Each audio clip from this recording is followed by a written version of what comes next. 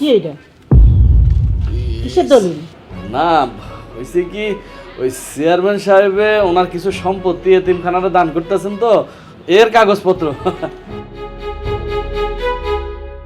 এত বড় সাহস আমাকে ঠকাইয়া আমাকে কিছু না জানাইয়া তুমি এতিমখানায় দান করে দিতেছো।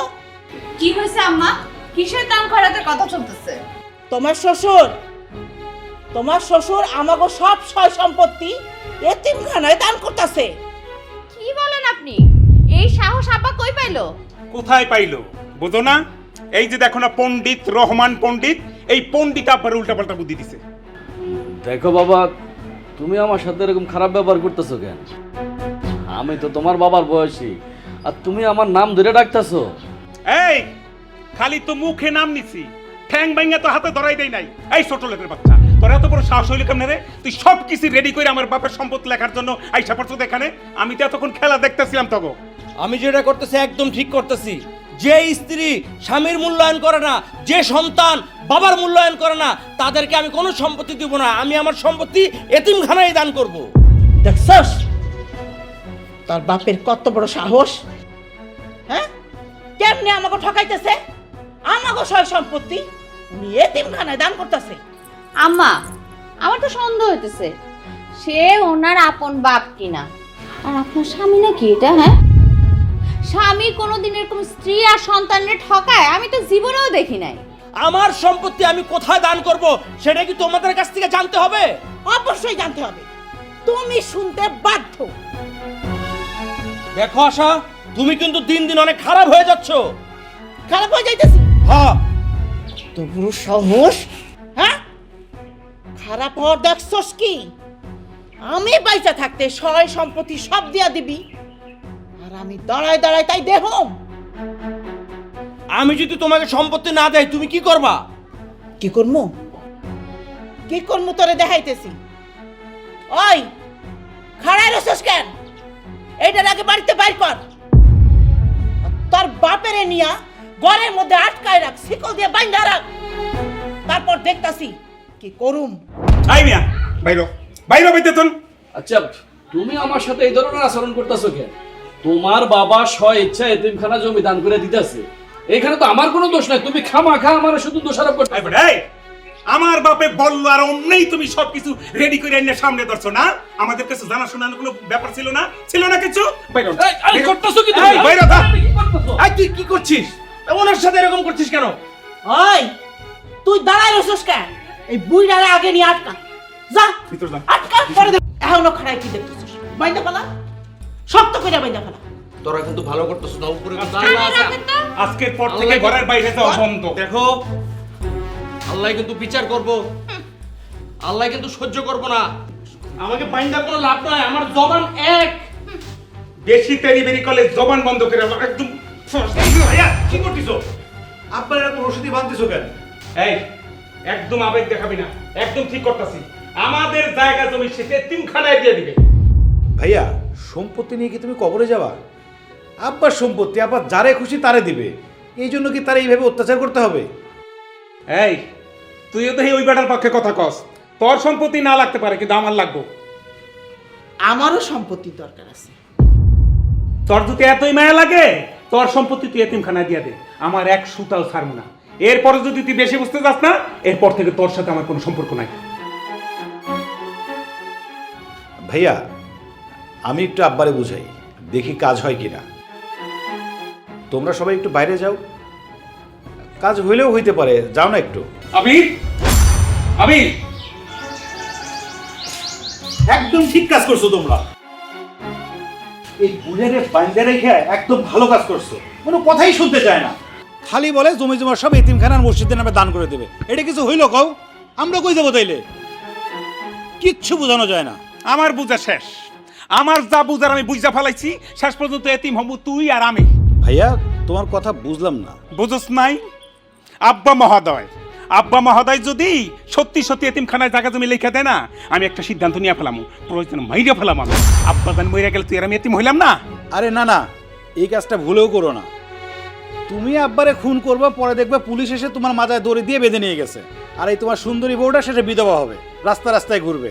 এই কাজ কিন্তু ভুলেও করা যাবে না। এখন কি করবি সেটা বল। আমার মনে হয় একটা কাজ করো, এখন যেরকম আছে সেরকমই থাক, এই ঘরের মধ্যে বান্ধা থাক। এই ঘর থেকে তারা বের করা যাবে না, বের হইতেও দেওয়া যাবে না। তাহলে ঘরের মধ্যে যদি সারাক্ষণ থাকে, তাহলে পায়খানা প্রসাব কেমনে করবে? ওর মধ্যেই করবে, তাহলে তো গন্ধে টেকা যাইব না। আর এইসব কিন্তু আমি পরিষ্কার করতে পারবো না। আমা, আমিও কিন্তু এসব পরিষ্কার টরিষ্কার করতে পারবো না।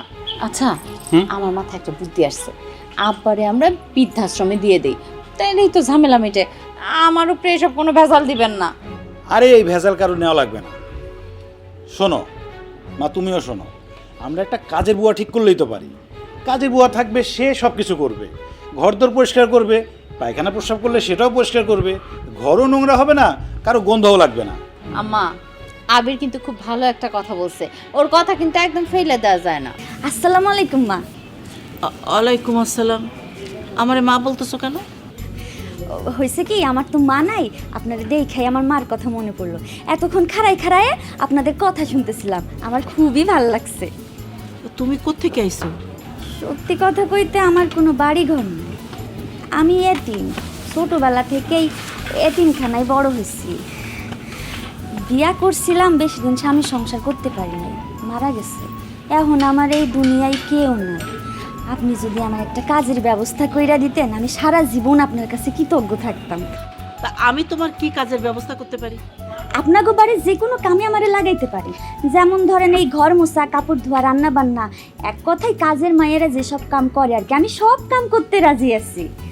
আসলে তুমি যখন এতিম মানুষ আমার কাছে আইছো, আমি কি এই এতিম মেয়েটারে ফালাইতে পারি? ফালাইতে তো পারি না।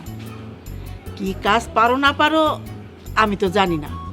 তা ঠিক আছে, তোমারে আমি আশ্রয় দিব। কি আপনারা কি কন? ম্যাডাম, আসলে আপনার তুলনা হয় না। এই যে আমি এই মেয়েটারে আশ্রয় দিলাম, আমি কি আশ্রয় দিলাম, ও রিজিক আল্লাহ তাআলা আমার কাছে পাঠাই দিছে। ম্যাডাম, আপনার স্বামী যেরকম ভালো মানুষ ছিল, আপনিও ঠিক সেই রকম ভালো মানুষ। আপনারা কোনোই চিন্তা করেন না, সব সময় আমারে আপনারা পাশে পাইবেন। আমি আপনাদের জন্য জীবন দিতেও রাজি আছি। তাহলে ম্যাডাম আমরা আসি তাইলে এখন। আচ্ছা ঠিক আছে, আজকের মতো আপনারা সবাই যান। আমার ঘরে অনেক গন্ধ না, আলা জ্বালা। তুমি কে মা? আঙ্কেল, আজকে থেকে আমি আপনার দেখাশোনা করুন, সেবা যত্ন করুন। তুমি এগুলো কি কও? আমি তো তোমার কথা কিছুই বুঝি না। আমার আপনার স্ত্রী নিয়ে আসছে আপনার দেখাশোনা করার জন্য, আপনার ঘর, কাপড় চোপড় এসব পরিষ্কার করার জন্য। আপনার তো মাথায় একটু সমস্যা, এই জন্য আপনার কাছে ভয়ে কেউ আসে না। আমার মাথায় যে সমস্যা, এটা তোমার কে কইছে? কেন, আপনার স্ত্রী কইছে? হ্যাঁ, ওই মাথায় একটু সমস্যা আছে, কিন্তু আমি সবার লাগে পাগলামি করি না। তোমার আমার ভালো লাগছে, তোমার লাগে পাগলামি করবো না। আমারও আপনার দেখে অনেক ভালো লাগছে, অবশ্য খারাপও লাগতেছে, কিন্তু আমার কিছু করার নাই। এই দড়ি খোলার সাধ্য আমার নাই, তাইলে আমার চাকরি থাকবো না। থাক, আমার পায়ের আসি খুলতে হইব না। তুমি আমার রুমটা একটু পরিষ্কার করে দিও, দিয়া আমার লগে না একটু গল্প করবা। অনেকদিন যাবৎ কারোর লগে গল্প করতে পারি না। কোনো সমস্যা নাই, আমি আছি তো। আজকে থেকে আমি আপনার বন্ধু হব, আপনি আমারে বন্ধু ভাবতে পারেন। আসলে তুমি অনেক ভালো একটা মেয়ে। তোমার মতো এরকম একটা মেয়ে যদি আমার ছেলের বউ হইতো, তাহলে অনেক ভালো হইতো। আমরা গরিব মানুষ, আমাদের খুব জোর করুণা করে যায়, এত বড় বাড়ির বউ বানানো যায় না, তাইলে তো লোক সমাজে আপনাদের মান সম্মান থাকবে না। নিজের না কোনো সময় ছোট ভাববা না। একটা কথা মনে রাখবা, সবার উপরে মানুষ সত্য, তাহার উপরে নাই। আপনাদের দেখে আমার আব্বাজানের কথা মনে পড়ে গেল। ছোটবেলা থেকে দেখছি আমার বাপজান আমারে খুব কষ্ট করে বড় করছে। আপনার মধ্যে আজকে আমি আমার বাপজানকে খুঁজে পাইতেছি। বসো, আসো। আমার ঘর অনেক আলো জ্বলা, মন না গন্ধ পাও? না না না, আমার একটুও গন্ধ লাগতেছে না। আপনার সেবা যত্ন করতে পারলে আমি আমার নিজের ধন্য মনে করি। তুমি অনেক ভালো রে মা। আমি আল্লাহর কাছে তোমার জন্য দোয়া করি, আল্লাহ যেন সব সময় তোমার ভালো করে।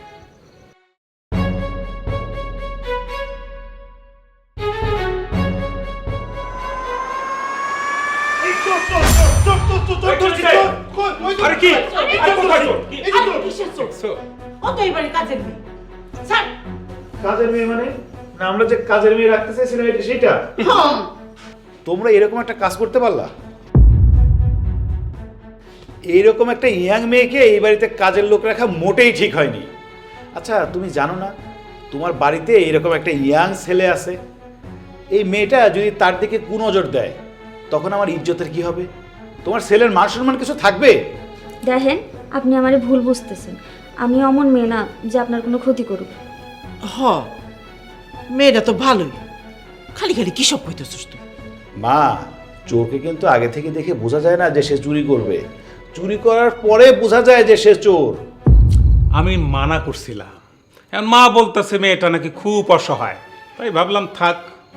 শোনো ভাইয়া, আমার কিন্তু দেখে মনে হচ্ছে না এই মেয়ে বাড়ির সব কাজ করতে পারবে। আরে পারবে পারবে। আজকে আসার সাথে সাথে আব্বার যত ময়লা কাপড় চোপড় ছিল, বিছানার চাদর ছিল, সব সে একা হাতে পরিষ্কার করছে। কাজ ভালো পারে। আর তাতেই তোমরা গলে গেলে না?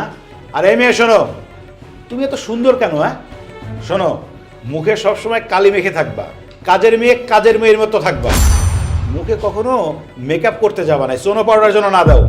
ভাইজান, আমি তো সোনো পাউডার মাখি না, আল্লাহ এমনি আমার সুন্দর বানাইছে, তো আমি কি করব? এই জন্য তো আমি যেখানে সেখানে কাজে যাই না, সবাই আমার রূপের দিকে কুনজর দেয়। তা আমাদের বাড়িতে আসলে কেন? তুমি জানতে না আগে থেকে যে এই বাড়িতে একটা বিবাহযোগ্য ছেলে আছে? আপনার মা এই গ্রামের মেম্বার, আপনার মারে সবাই অনেক সম্মান করে মানে। আমি ভাবছিলাম আপনাদের বাড়িতে আইলে আমার আর কেউ কোনো ক্ষতি করতে পারবো না। দেখছস মায়াটা কত বুদ্ধিমতী, ওই যে আমাকে বাড়িতে কাজ করতে আইছে, এইটা আমাকে ভাগ্য। এই যে চুন্নি, কি করা হচ্ছে এখানে? দেখতেছেন না কি করি? কয়দিন হলো তুমি আমাদের বাড়িতে আসছো, তোমার নামটাই তো জানা হয়নি এখনো। আমার নাম শুনে আপনার কাম কি? আপনি এখানে কেন আছেন সেটা কোন? খুব তো চ্যাটাং চ্যাটাং কথা বলো। হ্যাঁ, তোমারে দেখতে আসছে। আমার দেখার কি আছে? আমি বাঘ না ভাল্লুক? তুমি বাঘ ভাল্লুক হইতে যাবা কেন? তুমি তো অনেক সুন্দরী, তুমি তো পরী। আমি আপনার মতলব খুব ভালো করেই বুঝতে পারতেছি। শোনেন, আমি ওই ধরনের মেয়ে না যে আপনি মিষ্টি মিষ্টি কথা বলবেন আর আপনার কথা শুনে আমি গইলা যাব। তোমার এই সুন্দর মুখে এই কথা মানায় না সুন্দরী। আর তাছাড়া তোমারে দেখলে কাজের মেয়ে মনে হয় না কেন? আপনার চোখে ছানি পড়ছে তাই। ইস রে, তোমারে আমার ভালো লাগছে সুন্দরী, তোমারে আমি কাছে পেতে চাই। এই মিথিলা তো সস্তা না যে আমারে চাইলেন আর কাছে চলে যাব। আরে তুমি এত চেত কেন? তুমি আসলেই তো সুন্দর, আর এরকম একটা গোলাপের সুবাস কে না নিতে চায় বলো? এই মিয়া, আপনার তো দেখতেছি মতলব খারাপ। আমি কিন্তু কইলাম আপনার নামে খালাম্মার কাছে নালিশ করবেন। এতে তো তোমারই লাভ, তোমার আমি বেতনের থেকে বেশি দেব। শুধু রাতের বেলায় একটু চুপি চুপি আমার রুমে আসবা, পারবা না? শকুনের নজর পড়ছে আমার উপর। আপনি এখান থেকে যান, কেউ দেখে ফেললে খবর আছে। তুমি আমার শকুনের সাথে তুলনা করলে? এই শকুন রেগে গেলে যে কি কি করতে পারে সেটা কিন্তু তুমি জানো না, তখন কিন্তু তুমি মুখ দেখাতে পারবা না। জোর কইরা আপনি আমারে কিছুই করতে পারবেন না। যদি করতে যান আপনার মান সম্মান নষ্ট হবে, সবাই কইব চেয়ারম্যানের পোলা এত খারাপ। কে কি বললো তাতে আমার কিচ্ছু যায় আসে না, তোমার আমার ভাল লাগছে, এটাই আমার শেষ কথা। এই, আপনি এখান থেকে যাবেন নাকি আমি খালাম্মারে ডাক দিব? যাইতে পারি একটা শর্তে। কও, আমারে তোমার ভাল লাগছে, তুমি আমারে ভালোবাসো? আমি জীবনেও কমু না। কেন, আমি কি দেখতে খারাপ না আমার টাকা পয়সা কম আছে? টাকা পয়সা থাকলেই মানুষ মানুষ হয় না, জানোয়ারও হয়। কি তুই আমারে জানোয়ার বললি? এটা কাজের বুয়া হয়ে তুই আমারে জানোয়ার বললি? আমি জানোয়ার তোর কি কি করতে পারে তুই সেটা চিন্তাও করতে পারবি না। চল আমার সাথে রুমে চল, বেডরুমে চল, তোর দেখাচ্ছি আমি। চল চল চল। দিন দুনিয়ার কোনো খবর আছে তোমার? হ্যাঁ, ছি ছি ছি ছি, তোমার ভাইয়ের চরিত্রে এত অধঃপতন। কেন, আমার ভাই আবার কি করলো? শেষ পর্যন্ত তোমার ভাই বাড়ির কাজের মেয়েটাকেও ছাড় দিল না। শুরুতেই বলছিলাম ওরা একটা বিয়া করায় দাও, আমার কথা তো কেউ শুনলা না। এখন কি হবে, এলাকার মানুষ যদি জানে তাহলে মুখ দেখাইতে পারবা? ছি! আরে এসব কি বলতেছো তুমি? আমার ভাই কাজের মেয়ের দিকে নজর দিব কেন? আমি যদি নিজের চোখে না দেখতাম তাহলে তো আমি বিশ্বাস করতাম না। আমি নিজের চোখে দেখছি সে ওই মেয়েটার সাথে কিরকম আচরণ করতেছিল। ছি! তারপরে শেষ পর্যন্ত মেয়েটার হাত ধরে টানাটানি করে তার রুমে নিয়ে গেছে। মেয়েটা অনেকক্ষণ চেষ্টা করছে নিজেরা ছাড়ানোর, যখন আর পারতেছিল না তখন তোমার ভাইয়ের হাতে কামড় দিয়ে মেয়েটা দৌড় দিয়ে পালায় আসছে। ছি! এগুলা করে মানুষ নিজের বাড়ির কাজের লোকের সাথে? আচ্ছা ঠিক আছে, আগে ওই মেয়েটা রাখো, আমি ওর মুখ থেকে শুনতে চাই। মিথিলা, আয় মিথিলা, মিথিলা। জি আপা। এই মেয়ে, আমার ভাই তোমার সাথে কি করছে? ভাইজান আপনি কেমনে জানলেন? আমি বলছি তোমার ভাইজানরে, কারণ আমি তো এই ঘটনা নিজ চোখেই দেখছি। তোমার কোনো ভয় নাই, তুমি নির্ভয় বলো কি হয়েছে। আপনার ছোট ভাই আমারে তার রুমে যাইতে কইছে, আরও কইছে আমি যদি তার রুমে যাই সে নাকি আমারে অনেক টাকা পয়সা দিব। আমি যাইতে চাই নাই দেখে সে আমারে জোর করছে, তখন আমি বাধ্য হয়ে একটা হাতে কামড় দিছি। কি এবার বিশ্বাস হয়েছে আমি সত্যি বলছি না মিথ্যা বলছি? বিষয়টা আমি দেখতেছি। তুমি একদম ভয় পাও না, ওই বেয়াদবটার আজকে উচিত শিক্ষা হবে। চলো। মাই কই? আরে কি হয়েছে? আবার কি হইল? চিল্লাচিল্লি করতেছ? চিল্লাচিল্লি করবো না করবো কি? সর্বনাশ তো হয়ে গেছে। সর্বনাশ হয়েছে? কি সর্বনাশ হয়েছে? তোমার স্বামী এই বেড়ার ফো বেড়ায় অলরেডি জায়গা সম্পত্তি এতিমখানা নামে লেখা দিয়ে দিছে। কস কি? হ্যাঁ না বন্দি? তাহলে দিল কেমনে? আরে ঘরের মধ্যে শত্রু, ঘরের ভিতরে শত্রু থাকলে সেই শত্রু তো চেনা মুশকিল। ঘরের মধ্যে শত্রু মানে তুমি কার কথা কইতেছো? আরে কাজের মাইয়া আছে না, এই কাজের মাইয়া না, এটা হলো আবিরের ভাড়া করা অভিনেত্রী। ও অভিনয় করছে এতদিন। এই যে আব্বার সেবা যত্ন না আসলে কাজ তা না, গোপনে গোপনে সম্পত্তির বড় একখানা অংশ এতিমখানা নামে লেখা নিয়ে গেছে। এর বিনিময়ে তোমার পোলা আরে টাকা দিব। হায় আল্লাহ! মিথিলা, আয় মিথিলা। জি খালাম্মা। করছস তুই? তোর কথা শুনে তো আমার মায়া লাগছিল, কিন্তু তুই এত বড় কাল নাগিনি আমার পরিবারেই সবল মারলি। আমি তো আপনার কথা কিছুই বুঝতেছি না খালাম্মা। আম্মা, এইভাবে জিজ্ঞেস করলে তো হইব না। কোমরে একটা লাথি মারেন আর চুলের মুঠি ধরে দুইটা চর মারেন, তাহলে দেখবেন গড়গড় করে সব সত্য কথা বাইর হয়ে যাইব। সর্বনাশী! এই রাখো! শেষ করে দিতেছস। কি হচ্ছে এখানে? ওর কোনো দোষ নাই, যা কিছু হয়েছে সব আমার বুদ্ধিতে হয়েছে। যদি দোষ করে থাকে তাহলে আমি করছি। আবির, তুই সবাইরে পথে নামাইয়া দিয়া এইরকম একটা কাজ করতে পারলি? তরে না আমি পেটে ধইরা ভুল করছি। জন্মের সময় তোর মুখের মধ্যে আমার লবণ দিয়ে মাইরা ফেলানো উচিত ছিল। আমি অনেক অন্যায় করেছি, অনেক পাপ করেছিলাম, এই জন্য তোমার মতো মায়ের গর্ভে আমার জন্ম হয়েছে। বাহ, নাটকের সংলাপ দিতেছে। দাঁড়ায় আছো কিসের জন্য? এই দুইটারে একসাথে গাছের লগে বাইন্দা পিটাও।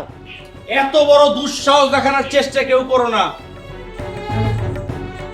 তুমি এই, তুমি সুস্থ হইয়া কি করে? আমি আগে থেকেই সুস্থ, আর আমাকে সুস্থ করছে এই মেয়েটা। ও কালসাপ না, কালসাপ হলো তোমরা। তোমরা আমাকে মাইরা ফেলতে চাইছিলা, কিন্তু ওই যে কথায় আছে না যে রাখে আল্লাহ মারে কে, এই মেয়েটার কারণে আমি বাইচা গেছি, নাইলে আমি ধুকে ধুকে মরতাম। এই মেয়েটা আবিরের ভাড়া করা অভিনেত্রী না, এই মেয়েটা আবিরের বউ। মানে তাহলে শুনো। আব্বা ঘুমাইছো? আরে বাবা, ঘুম তো আসে না। এমন ছেলে জন্ম দিছি যেই ছেলে নিজের বাপের ঘরের ভিতরে বাইন্দা রাখে। আব্বা, শুধু সন্তানের দোষ দিয়ে লাভ আছে? আমার মাও তো তোমার প্রতি কোনো যত্ন নেয় না, তার সমস্ত লোভ হচ্ছে তোমার সম্পত্তির উপরে। সারা জীবন নিজের আদর্শ নীতি নিয়ে মানুষের সেবা করছি, কোনোদিন মিথ্যা কথাও বলি নাই, মানুষের ঠকাই নাই। সে আমি এমন সাজা পাবো কোনোদিন ভাবিও না। আব্বা, যা হওয়ার হয়ে গেছে, ওই টেনের চিন্তা করে লাভ নেই। এতিমখানার সম্পত্তি তুমি যদি লিখে দাও তাহলে ওরা তোমাকে মেরেও ফেলতে পারে। আর আমি চাই না আমার আব্বার গায়ে একটা ফুলের টোকাও পড়ুক। তোমার আর একটা কথা বলা হয়নি, ওকে দেখছো না, ও কিন্তু এই বাড়ির কাজের বুয়া না, ও আমার বউ। কারো কিছু জানাই নেই, তোমারও জানাই নেই। ওকে এই বাড়িতে নিয়ে আসছি শুধু তোমার দেখাশোনা করার জন্য, তোমাকে চোখে চোখে রাখার জন্য, ওরা যেন তোমার কোনো ক্ষতি করতে না পারে। তুমি আমাকে ভুল বোঝো না আব্বা, আমাদের জন্য দোয়া করো। তোদের জন্য আমি অবশ্যই দোয়া করব, কিন্তু ওরা যদি জানতে পারে, যদি মেয়েটার কোনো ক্ষতি করে। বাবা, আপনি আমাদেরকে নিয়ে একদম চিন্তা করবেন না, ওরা আমাদের কোনোই ক্ষতি করতে পারবে না। আপনি শুধু আমার জন্য দোয়া করেন, আমি যেন সঠিকভাবে আপনার সেবা যত্ন করে আপনাকে সুস্থ করে তুলতে পারি। আসলে আমার নিজের বাবা নাই তো, আমি আপনাকে নিজের বাবার মতোই সেবা যত্ন করব। তুমি আসলে একটা ভালো মানুষ মা। আমার বড় বড় যদি তোমার মতো হইতো, তাহলে আমার সংসারটা কত গোছালো হইতো, কত সুখের হইতো। আব্বা, তুমি কোনো চিন্তা করবে না, তুমি সবসময় মনে রাখবা তোমার ছোট ছেলে আর তোমার ছোট ছেলের বউ সবসময় তোমার পাশে আছে। আমি দোয়া করি তোমরা জীবন অনেক সুখের। বাবা, দেখবেন আমি খুব তাড়াতাড়ি আপনার সেবা যত্ন করে আপনাকে সুস্থ করে তুলেছি। আমি একজন নার্স, আমি খুব ভালো করে জানি কিভাবে রোগীর সেবা যত্ন করতে হয়। যাও তো, এক বালতি পানি নিয়ে আসো, গামছা ভিজিয়ে আমি বাবার শরীরটা মুছে দিই। এত কিছু গইটা গেছে আর আমি কিছুই জানি না। জানবেন কি করে? আমি কি অত কাঁচা অভিনেত্রী নাকি? তোরে আমি চুলের মুঠি ধইরা। এই খারাপ, তোর মতো স্ত্রী আমার কোনো দরকার নাই। আর তোর মতো স্ত্রী যেই সংসারে আছে, ওই সংসারে জীবনে কোনদিন শাস্তি হবো না। জায়গা সম্পত্তির জন্য তুই তোর স্বামীর উপর অনেক অত্যাচার করছিস। ওই এই সম্পত্তি নিয়ে কি কবরে যাবি? নিজে যেরকম নিজের বড় পোড়াটারও সেই রকম বানাইছিস। আমার যতটুকু সম্পত্তি আছে আমি তার থেকে এক কানা করি অক্ত করে দিব না। আমার বাড়ি থেকে এখন বাইরে আসা, নাহলে একটা ঘর ধাক্কা বাড়ি থেকে বাইরে করে দিব। আব্বা, আসলে এতদিন না জেনে না বুঝে সম্পত্তির লোভে অন্ধ হয়ে গেছিলাম। আপনার উপরে অনেক অন্যায় অত্যাচার করছি আব্বা। আমার তো আখিরাত পরকাল সব শেষ আব্বা। আব্বা, আপনি দয়া করে ক্ষমা করে দেন আব্বা। আব্বা, ভুল তো মানুষই করে, বড় ভাই ভাবি ভুল বুঝতে পারছে, তুমি তাদের ক্ষমা করে দাও। ও তো মানুষ না, ও একটা জানোয়ার। ওর মতো পোলার আমি জীবনেও ক্ষমা করব না। আব্বা, এইভাবে বললেন না। আপনার ছেলে তো বলছে সে অন্যায় করছে, তার পাশাপাশি আমিও অনেক অন্যায় করছি আব্বা। আমাকে কোনো সম্পত্তি লাগবো না, আমরা শুধু সবাই মিলে একসাথে ভালো থাকতে চাই। আপনি আমাকে মাফ করেন আব্বা, নাহলে আমরা নিজেরা নিজেকে কোনোদিন মাফ করতে পারবো না। আমাকে আপনাদের সাথে রাখেন আব্বা। বাবা, রাগ করে থাকবেন না, আপনি বড় ভাই আর ভাবিরে ক্ষমা করে দেন। আমি আর কাউকেই ক্ষমা করব না। তোরা সবাই এখন আমার বাড়ি থেকে বের হয়ে যা বলছি। আসলে আমি একটা পাপী, আমি অনেক পাপ কইরা ফেলাইছি। এই বাড়িতে আমার থাকুনটা ঠিক হইব না।